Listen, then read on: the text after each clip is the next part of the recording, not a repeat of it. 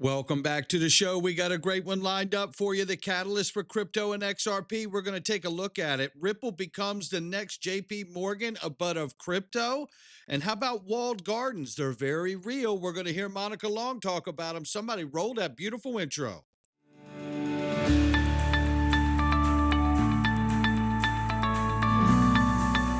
Digital Perspectives with Brad Kimes. Come on in.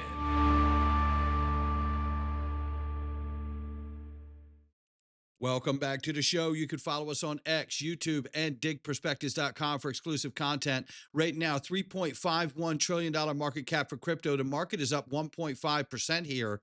Bitcoin now back over 100,000, 101,600 plus. Ethereum 3,300 plus. XRP holding the number 4 spot.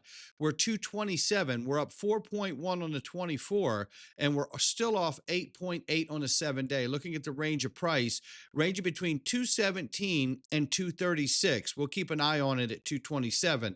Let's take a look at this first right here, ladies and gentlemen. It is iTrustCapital. Sign up for free. $100 bonus when you fund account. Roll over your 401ks into your crypto IRA, which could be a massive, brilliant move right now, not financial advice. Keep your crypto safe in a PCA, which is a new premium grade custody account. It's amazing. You should check that out. And trade 24/7, 365, no monthly fees, minimal 1% conversion rate. There's a slight other fee there. It's not very big. It's very small. $15 billion in transactions plus 200,000 plus accounts.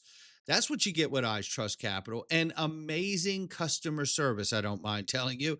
So listen, this is a real opportunity to start getting the peace of mind you deserve. And if you're interested, I tell you, long-term holders, long-term investors, this is what you're going to want to check out for yourself. Look, we want to keep our assets safe. You've worked so hard. Start getting the peace of mind you deserve.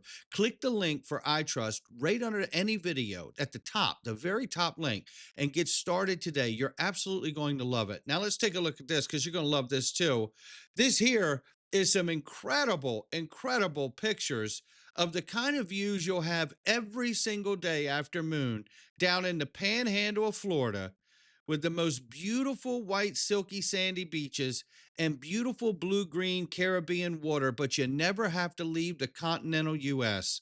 That's what we're talking about.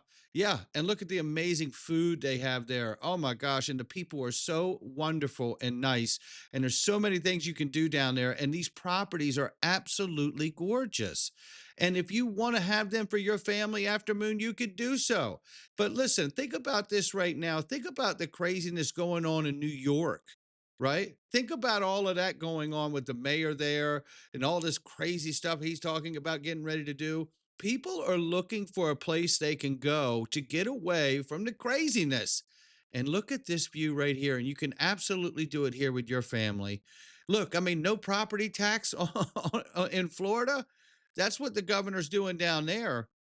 This is the kind of place I want to be. I want to be in places like this where I can make beautiful memories with my family. And you can too. Go to golfofamericaxrp.com and get signed up today. You won't believe it. They're incredible. You ask for Daniel, you get on the email list, get his phone number. You could call or text him and start telling him the things that you're looking for. Single family, condo, whatever it is, they're going to get you set up so you're ready to strike when the market's right and your purse is right.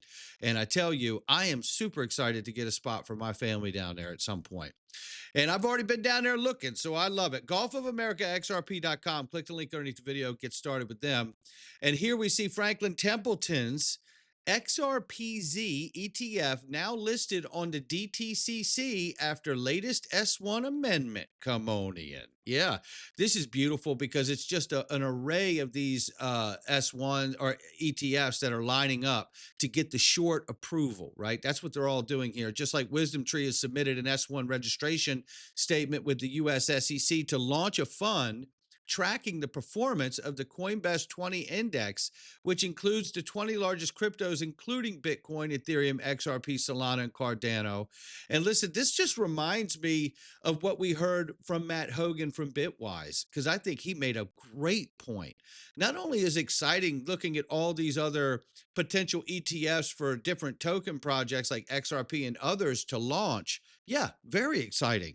But what he mentioned was the maturity of the market as it starts to develop products that are more like index ETFs.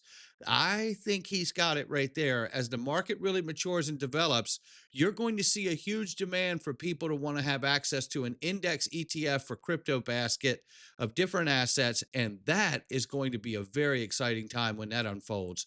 Now, taking a look at this, and listen, people FUD the market all the time, and they certainly FUD XRP. I tell you, it's fascinating to watch how much XRP gets ganged up on. Now, why am I showing this to all of you? I'm showing this all of you because there's a constant PR machine that is trying to beat us down. And I tell you, we need to be aware of it, even as retail folk out here and building portfolios. We need to be aware of what's happening and why they're doing what they're doing. Let's listen to a piece of this right here.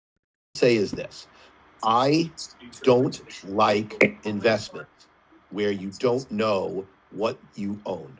And when you own XRP, there is no clear, to me, it is not clear what value the token holders will get out of this ecosystem. If you own Ripple Company, it is exceedingly clear.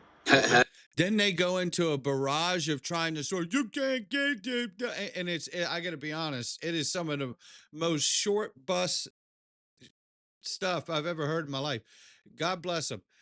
Dave Weisberg is obviously very unknowledgeable about exactly what's going on or what's coming. But here's the rub here. Obviously, they're all talking smack. You know what I mean? Gary Cardone's in there too. God bless him. Discount version of his brother. Nonetheless, here's what's funny about all of this. What's funny is these people are talking about something they don't know anything about. And just going back to what he just said here, if we could for a second, because this is very important. This is what's the problem with Bitcoin maxis. What I will say is this: I don't like investments where you don't know what you own. Well, what in the hell are you doing holding Bitcoin then? How about that? This is the problem here. What is strikingly odd about this for me is here you have Bitcoin maxis arguing over what value or utility XRP has, and none of them feel the same need to ask the question of Bitcoin itself.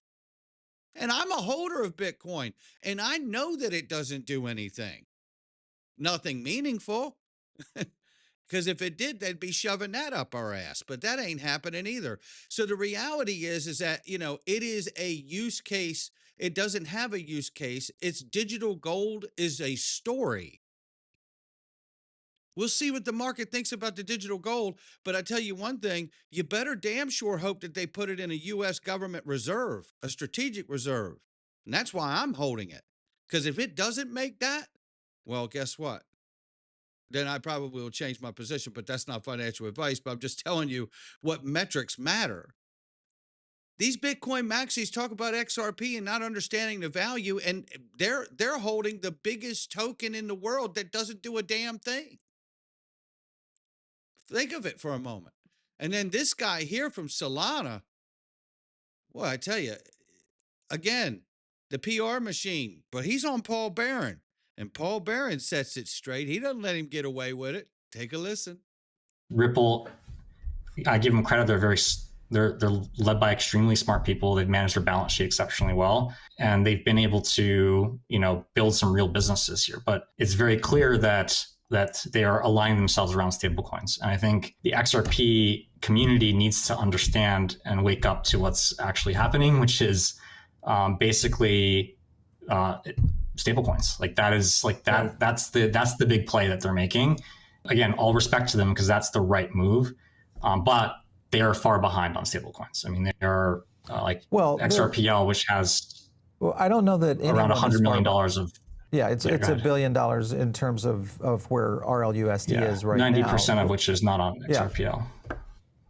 Yeah. 10 months in, but at some point, what they're doing in terms of building a financial stack is they're trying to get into a position where essentially the ledger is going to be the cornerstone of this. Obviously, that's tied to RLUSD. So I think the connection is here, and it's a very short.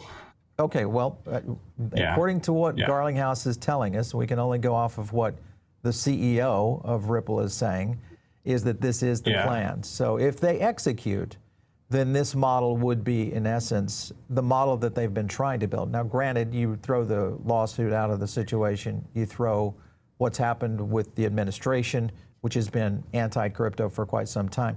To me, this is a brand new frontier for all tokens, whether it is Ripple, whether it is Solana, you know, almost anything that's got any kind of modicum of use case, there's an opportunity here. He wasn't expecting Paul Barron to push back on him, but Paul Barron sets Vibu right here. He says the moment in crypto is a brand new frontier for all crypto projects. That's exactly right. And what Vibhu, or whatever your name is, apologies if I didn't say it correctly, is missing here is simply this. Every G20 nation, along with every other country, will have a stable coin, CBDC, on the XRP ledger. Write that down. What the world needs when it reaches that place is a bridge asset to help settle it all, because not all FX pairings are equal or liquid enough to affect settlement efficiently. The short version is liquidity begats liquidity. He doesn't understand it. And this is the thing. You get all of these other people, the Dave Weisbergs and the Vibhu and this, they're all collectively coming together to try to crap on the idea of what we're working towards. And they don't have the vision to understand it. And then they lack on top of it their own question against their own portfolio. It is staggering. But the effort they go through with the PR machine to beat us down has got to be recognized, so everybody understands what's really going on out here. We're still on track to do everything, and we're going to take a look at it in a couple seconds here. Now, Vibhu has just figured out, dear XRP Army, I surrender, you win. I'm retiring from crypto. Will be reskilling as an HVAC tech. Please stop following me. This is what happens when you don't do your own research. And this is what it looks like, Vibhu. This is what it looks like. Proud moment for our team in the heart of Times Square. It's Evernorth. Thank you to NASDAQ for the warm welcome and recognition of this exciting milestone. Someone send this to Vibhu. Vibhu, do you think they're creating the world's largest XRP treasury because there isn't a use case for it? Yeah. You can find Vibhu in the helmet section this morning. Get something with a chin strap, Vibhu, right? My goodness. Mike Novogratz says we need the interest rate cuts and the market infrastructure bill. That's what we need. Let's see if we can grab it right here. The end of the year is only 2.5 months away. There it is. So there would have to be a heck of a lot of, crazy stuff to really get that kind of momentum. I do think, we should hold 100, 100 or somewhere close to that should be the downside. And on the upside, you don't really accelerate until you take out 125. And so the most likely outlook is we're rangy between, 100 and 120 and 125, unless we take out the top side. We could take out the top side if, the president prematurely makes a move on the Fed, which, they could target that easily by the end of the year. And if this bill gets passed, those are the two kind of catalysts. So those are the two catalysts for him, and he's not wrong. I think those things are going to be very effective. But let's look back into this space here. Ondo Finance put this out. We would like to formally apologize to the Ethereum community for the recent spike in gas fees. Trading demand for Ondo tokenized stocks drove 10% plus of the Ethereum gas usage in the past 24 hours. Now, does that sound like a solution for the future? Are you figuring out why real USD is on Ethereum? It's so to help everyone get the hell off of it. There we go.